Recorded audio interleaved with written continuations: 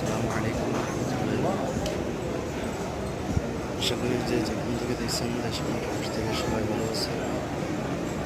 আমি আলহামদুলিল্লাহ ভালো আছি। আমি এই মুহূর্তে আপনাদেরকে দেখানোর চেষ্টা করছি মসজিদে নববীর ছাদ থেকে নামার যে দৃশ্যটা, যে সিঁড়িটা দেখতেছেন, এটা যখন আমাদের সময় হয় মুহূর্তে সবাই উপর দিকে উঠতে থাকে।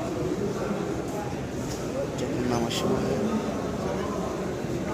না জামাত শেষ হয়ে যায় তখন নিচের দিকে সব সিঁড়িগুলো নামতে থাকে।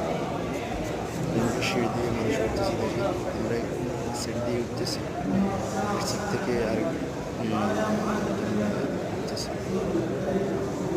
এই সিঁড়িটা হচ্ছে মসজিদে নববীর 7 নম্বর গেটের পাশাপাশি। দেখেন